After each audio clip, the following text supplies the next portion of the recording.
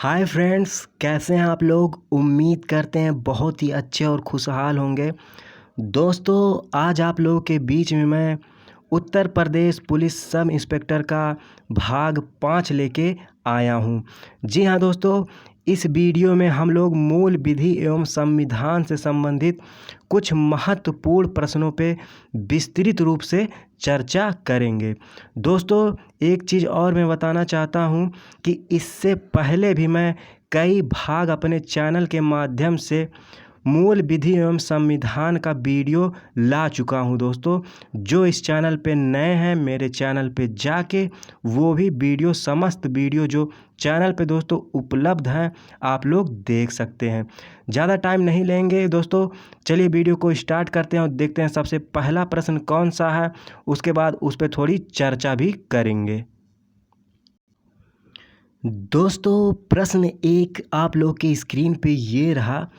ये कह रहा है कि पंचायती राज व्यवस्था की 3 स्तरीय संरचना है। जी हाँ दोस्तों, यहाँ पे आप लोग देखिए, यहाँ पे एक प्रश्न बन रहा है कि पंचायती राज व्यवस्था जो भारत में है दोस्तों, वो कितने स्तरीय है। तो दोस्तों, आप लोग याद रखिएगा कि भारतीय पंचायती राज व्यवस्था जो है वो 3 स्तरीय संरचना है। तो दोस्तों, एक प्रश्न यहाँ पे बन जा रहा था। इसके बाद दोस्तों, ये प्रश्न जो पूछ रहा है आगे, इनमें से कौन सी 3 स्तरीय प्रणाली के निम्नतम स्तर पर है। जी हाँ दोस्तों, जो कह रहा है कि 3 स्तरीय संरचना है, तो उसमें जो निम्न स्तर पे होता है वो कौन सा है। यही दोस्तों ये प्रश्न था। दोस्तों, ये जो प्रश्न है, इससे पहले यूपीएसआई में ये प्रश्न आ भी चुका है। तो दोस्तों, ये प्रश्न बहुत ही महत्वपूर्ण भी हो जाता है। दोस्तों, इस प्रश्न के 4 ऑप्शन दे दिए गए हैं। ऑप्शन ए है ग्राम पंचायत, ऑप्शन बी है जिले, ऑप्शन सी है पंचायत समितियां, ऑप्शन डी है ग्राम सभाएं। दोस्तों, चलिए सबसे पहले हम लोग इसका राइट आंसर जानते हैं, फिर उसके बाद दोस्तों हम लोग पंचायती राज व्यवस्था के बारे में थोड़ा विस्तृत रूप से समझेंगे।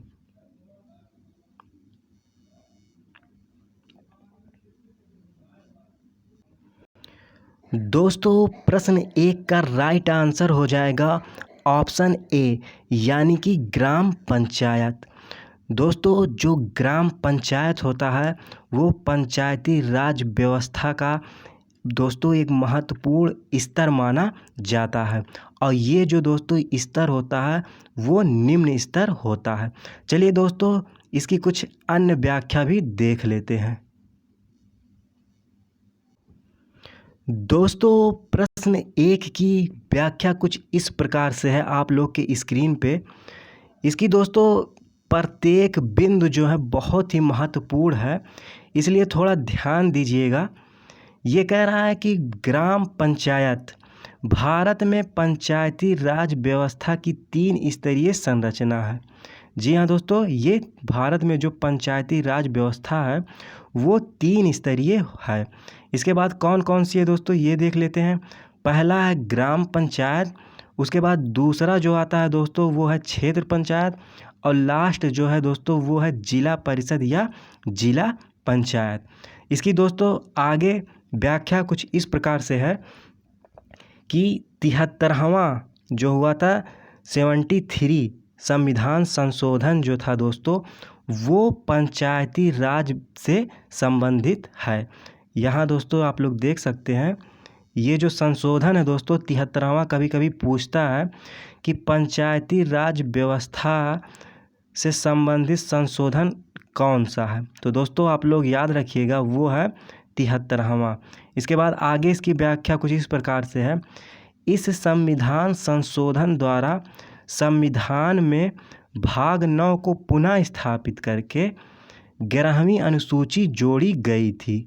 जी हाँ दोस्तों, यहाँ पे एक प्रश्न और बनता है, कभी कभी पूछता है कि पंचायती राज व्यवस्था किस अनुसूची में है। तो दोस्तों आप लोग याद रखिएगा कि ये जो अनुसूची है वह 11वीं है, यानी कि 11। इसके बाद दोस्तों इसकी आगे व्याख्या है, कह रहा है कि बलवंत राय मेहता समिति 1957 के द्वारा त्रिस्तरीय पंचायती राज व्यवस्था का सुझाव दिया गया था। जी हाँ दोस्तों, एक प्रश्न यहाँ पे भी बनता है, कभी कभी पूछता है कि किस सुझाव के द्वारा पंचायती राज व्यवस्था भारत में लागू हुआ था। तो दोस्तों वो समिति थी बलवंत राय मेहता समिति 1957। दोस्तों एक समिति और है जो 2 स्तरीय पंचायती राज व्यवस्था का सुझाव दिया था, तो उसे दोस्तों हम लोग अशोक मेहता समिति के नाम से जानते हैं। दोस्तों एक प्रश्न और पंचायती राज व्यवस्था से बनता है, कभी कभी प्रश्न पूछता है एग्ज़ाम में कि पंचायती राज व्यवस्था कब और कहाँ पहले लागू हुआ था। दोस्तों तो पंचायती राज व्यवस्था सर्वप्रथम राजस्थान में 2 अक्टूबर को 1959 को लागू हुआ था। दोस्तों ये थी कुछ प्रश्न एक की व्याख्या। चलिए दोस्तों सेकंड प्रश्न देखते हैं, फिर उसके बाद उस प्रश्न पे भी थोड़ी चर्चा करेंगे। दोस्तों प्रश्न 2 आप लोग के स्क्रीन पे ये रहा, ये कह रहा है कि किस साल में भारतीय इंपीरियल पुलिस को भारतीय पुलिस सेवा के द्वारा बदल दिया गया था। जी हाँ दोस्तों, इस प्रश्न में भी एक प्रश्न और बनता है, कभी कभी पूछता है कि वर्तमान में जो भारतीय पुलिस सेवा है यानी कि आईपीएस, उसको पहले किस नाम से जाना जाता था। तो दोस्तों आप लोग ये भी याद रखिएगा कि पहले उसको जो है भारतीय इंपीरियल पुलिस के नाम से जाना जाता था। चलिए दोस्तों अब इस प्रश्न की हम लोग बात करते हैं कि जो आईपीएस यानी कि भारतीय पुलिस सेवा के द्वारा बदल दिया गया था नाम इंपीरियल पुलिस को, वो कब किया गया था दोस्तों। तो चलिए दोस्तों सबसे पहले हम लोग इसका राइट आंसर जानेंगे, उसके बाद इस प्रश्न पे भी थोड़ी चर्चा करेंगे।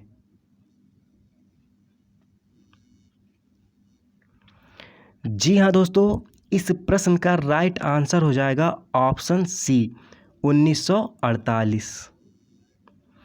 यानी कि दोस्तों जो भारतीय इंपीरियल पुलिस जो पहले हुआ करती थी उसका नाम 1948 में बदलकर भारतीय पुलिस सेवा कर दिया गया था। दोस्तों एक चीज़ और मैं बताना चाहता हूँ, ये जो प्रश्न है इससे पहले यूपीएसआई के एग्ज़ाम में आ भी चुका है। तो दोस्तों ये प्रश्न जो था प्रश्न 2, ये दोस्तों बहुत ही महत्वपूर्ण था। चलिए दोस्तों नेक्स्ट प्रश्न देखते हैं, उसके बाद उस प्रश्न पे भी थोड़ी चर्चा करेंगे। दोस्तों प्रश्न 3 आप लोग के स्क्रीन पे ये रहा, ये कह रहा है कि भारत के संविधान में उल्लेख के अनुसार निम्न में से कौन सा हर नागरिक का एक मौलिक कर्तव्य है। जी हाँ दोस्तों, ये प्रश्न जो है वो मौलिक कर्तव्य से संबंधित है। दोस्तों इसके 4 ऑप्शन आप लोग के स्क्रीन पे दे दिए गए हैं, आप लोग देख सकते हैं। चलिए दोस्तों सबसे पहले हम लोग इसका राइट आंसर जानते हैं, फिर उसके बाद मौलिक कर्तव्य पे दोस्तों थोड़ी हम लोग चर्चा भी करेंगे।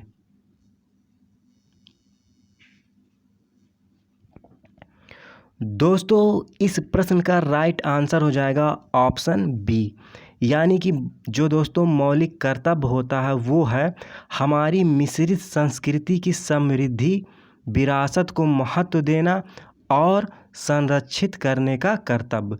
जी हाँ दोस्तों, ये एक मौलिक कर्तव्य होता है। चलिए दोस्तों और भी इसकी थोड़ी व्याख्या देख लेते हैं।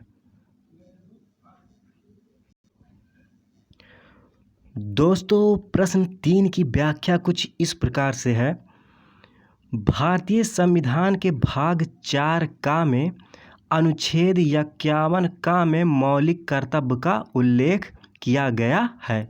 जी हाँ दोस्तों, ये भाग 4 में है, ये आप लोग याद रखिएगा। और अनुच्छेद की बात करेगा तो 51 का, ये भी आप लोग याद रखिएगा क्योंकि इससे भी दोस्तों प्रश्न बनते हैं। इसके बाद इसकी आगे व्याख्या है जिसमें 11 मौलिक कर्तव्य का उल्लेख है।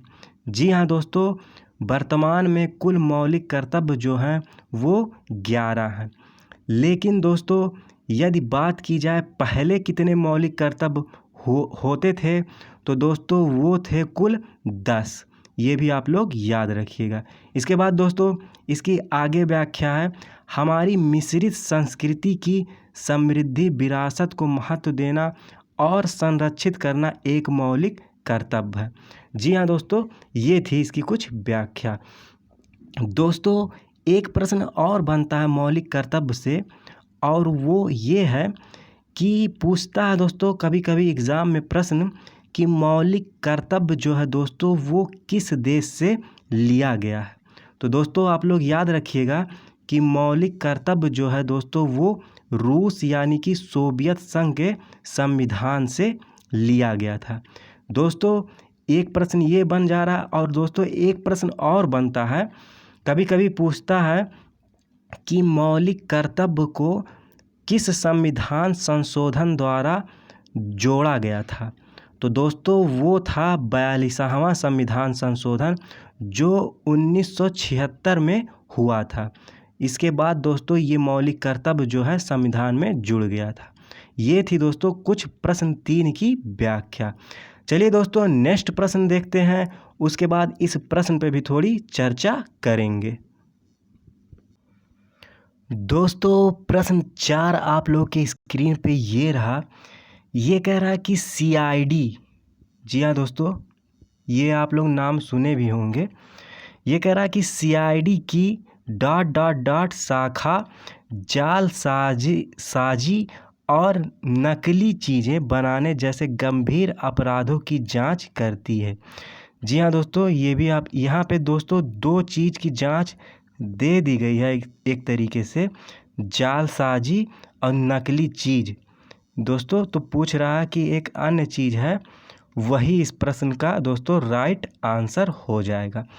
चलिए दोस्तों सबसे पहले हम लोग इसका राइट आंसर जानेंगे, इसके बाद इस प्रश्न पे भी थोड़ी चर्चा करेंगे। जी हाँ दोस्तों, प्रश्न 4 का राइट आंसर हो जाएगा ऑप्शन ए, यानी कि CID की अपराध शाखा जालसाजी और नकली चीज़ें बनाने जैसे गंभीर अपराधों की जांच करती है। दोस्तों इसका राइट आंसर हो जाएगा ऑप्शन ए। चलिए दोस्तों इसकी थोड़ी व्याख्या भी देख लेते हैं। दोस्तों इसकी कुछ व्याख्या इस प्रकार से है कि CID की अपराध शाखा जालसाजी और नकली चीज़ें बनाने जैसे गंभीर अपराधों की जांच करती है। दोस्तों यही प्रश्न का व्याख्या हो जाएगा, आप लोग यहाँ पे देख सकते हैं। चलिए दोस्तों नेक्स्ट प्रश्न देखते हैं, उसके बाद इस प्रश्न अगले प्रश्न पे भी थोड़ी चर्चा करेंगे। दोस्तों प्रश्न 5 आप लोग के स्क्रीन पे ये रहा। ये कह रहा है कि भारत के संघीय ढांचे के अनुसार खानाबदोश और प्रवासी जनजातियों के अधिकार क्षेत्र को ... में सूचीबद्ध किया गया है। दोस्तों इस प्रश्न का कहने का मतलब ये है कि ये जो खानाबदोशी होते हैं और उसके बाद खानाबदोश होते हैं और प्रवासी जनजाति होते हैं दोस्तों, जो अधिकार क्षेत्र होता है उनका दोस्तों वो किस सूची से संबंधित है।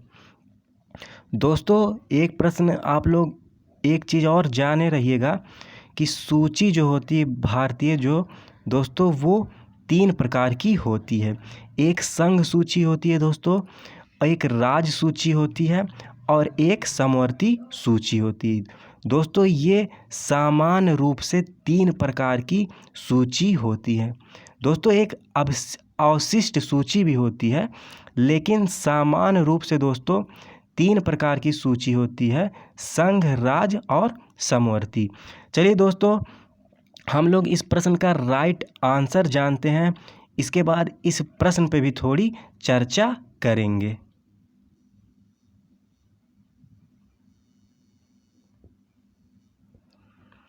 दोस्तों प्रश्न 5 का राइट आंसर हो जाएगा समवर्ती सूची, यानी कि ऑप्शन सी।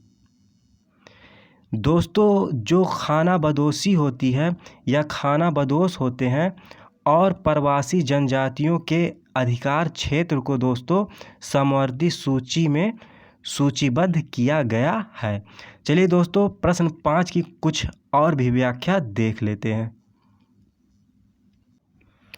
दोस्तों प्रश्न 5 की व्याख्या दोस्तों कुछ आप लोग समझ लीजिए कि दोस्तों कभी कभी प्रश्न पूछता है कि जो समवर्ती सूची होती है वो क्या होती है। तो दोस्तों समवर्ती सूची एक ऐसी सूची होती है जिसमें राज्य और केंद्र का दोनों का हस्तक्षेप हो सकता है। दोस्तों ये था समवर्ती सूची क्या होती है। इसके बाद दोस्तों एक प्रश्न और भी बनता है, कभी कभी प्रश्न पूछता है कि समवर्ती सूची किस देश के संविधान से लिया गया है। तो दोस्तों समवर्ती सूची जो है वो ऑस्ट्रेलिया के संविधान से लिया गया है। दोस्तों एक प्रश्न और बनता है, कभी कभी पूछता है कि वर्तमान में समवर्ती सूची में कुल कितने विषय हैं। तो दोस्तों आप लोग याद रखिएगा कि वर्तमान में समवर्ती सूची में कुल जो है दोस्तों वो 52 विषय हैं। और दोस्तों संघ सूची की बात करेगा तो उसमें कुल 100 विषय हैं। और यदि दोस्तों राज्य सूची की बात करेगा तो उसमें कुल जो है विषय हैं दोस्तों वो हैं 61। ये भी आप लोग याद रखिएगा। यानी कि संघ की बात करेगा दोस्तों तो 100 है, समवर्ती सूची की बात करेगा तो 52 है, और राज्य सूची की बात करेगा तो दोस्तों उसमें 61 है। ये भी आप लोग याद रखिएगा। दोस्तों ये थे कुछ महत्वपूर्ण प्रश्न। चलिए दोस्तों अब हम लोग कम समय में कुछ और भी अन्य महत्वपूर्ण प्रश्न पे चर्चा कर लेते हैं।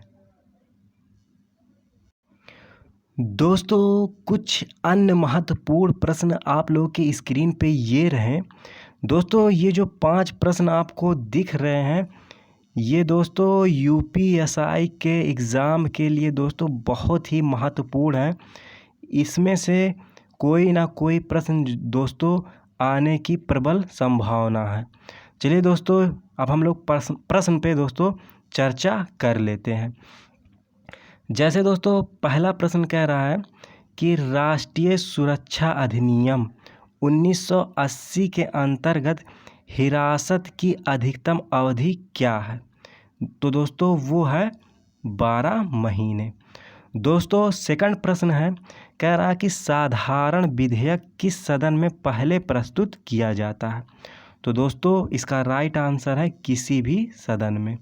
दोस्तों एक प्रश्न इसमें और भी बनता है, जैसे ये प्रश्न कह रहा था साधारण विधेयक की बात कर रहा था, यदि दोस्तों ये बात करता धन विधेयक की तो दोस्तों आप लोग याद रखिएगा कि जो धन विधेयक होता है वो मात्र लोकसभा में ही प्रस्तुत होता है।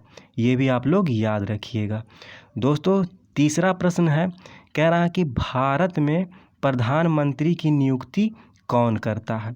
तो दोस्तों भारत में प्रधानमंत्री की नियुक्ति जो है दोस्तों वो राष्ट्रपति के द्वारा की जाती है। इसके बाद दोस्तों प्रश्न 4 है, ये कह रहा है कि सूचना अधिकार अधिनियम के अंतर्गत सूचना मांगने पर कितने समय में सूचना उपलब्ध कराना आवश्यक है।